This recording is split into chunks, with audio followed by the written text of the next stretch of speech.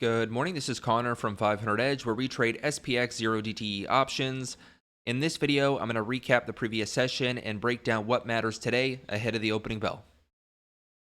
The month and quarter has come to an end, and we had very strong performance for the month of June in our 1% risk model portfolio, where we are risking no more than 1% per trade. Total absolute return of $58,205 or 46%. Now, if you want to trade with me and the team, take advantage of our 4th of July sale, 20% off quarterly or annual membership with code July500. The offer is valid until July 5th. For more details and the link to sign up, see the video description.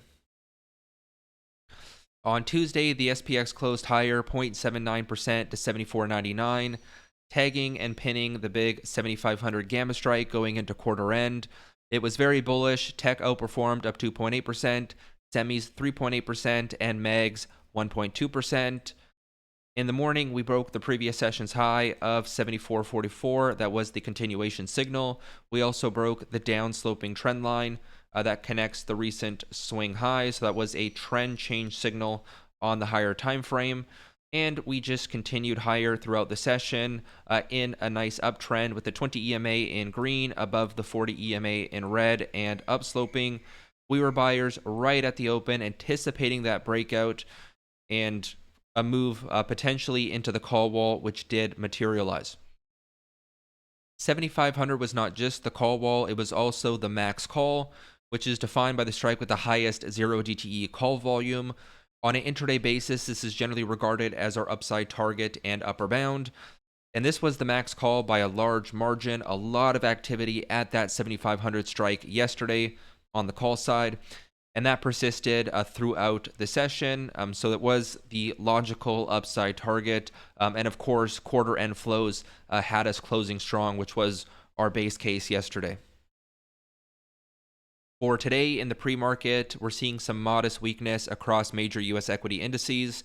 S&P 500 down about 0.2%, NASDAQ about 0.4%. Not surprising to see a bit of a pullback, some consolidation. We've had a 200-point run in just a few days off the 7,300 put wall, so literally going from the put wall to the call wall in a very short period of time. Now, 7,500 technically remains the call wall today, with the previous high just overhead at 75.08. So this is the first hurdle for the bulls. In the event we do break out of this zone, it opens the door to 75.25, 75.32, which is the SPY call wall equivalent, 75.40, and then 75.50, which is a call wall candidate. On the downside, SPY flip and G7, 74.92, 74.90. If that breaks, support below is a little bit less clear. This has been sort of a chop zone for the SPX recently, but we have support at 74.70, and it's going to be around that zone again. So we would look towards that max put, which is the opposite of the max call, for potential support within that zone. Major support on the downside, SPX flip 74.45. When SPX is above the flip level, again, 74.45, and dealers are long gamma, participants are generally more willing to short volatility.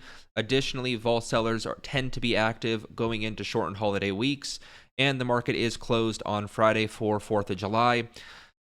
So we give edge for, pops and volatility to be sold. However, we do have some catalysts here today, so we would want to keep a close eye on the VIX as we come back down to support 16.716. Transitioning over to our dashboard, total gamma exposure for the SPX is positive, 765 million notional, trading above our transitional level of 74.45. Above, most strikes are positive, that is supportive for the market price. Below, all strikes are negative, that is destabilizing for the market price. A bit of a neutral profile here between the flip and 7,500. And once again, historically, the price action has been choppy within that zone.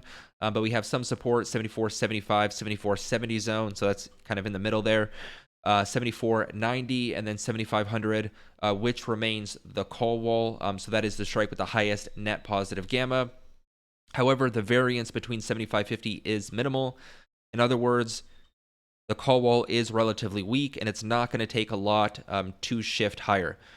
However, before 75.50, we have to combat this zone, 75.20, 75.30. So that would be the first upside target in the event of a breakout, with the SPY call wall also in that zone. In regards to the implied move today, 0.9%. That is an implied high of 75.66 and an implied low of 74.32. On the calendar today, Kevin Warsh is scheduled to speak at the ECB Forum on Central Banking in Portugal.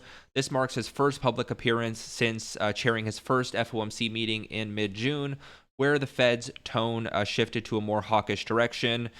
So keep your news feed up. We could see some headlines and market reaction in regards to that speech. Additionally, we have ISM manufacturing due out at 10 o'clock. That's it. Best of luck today, guys.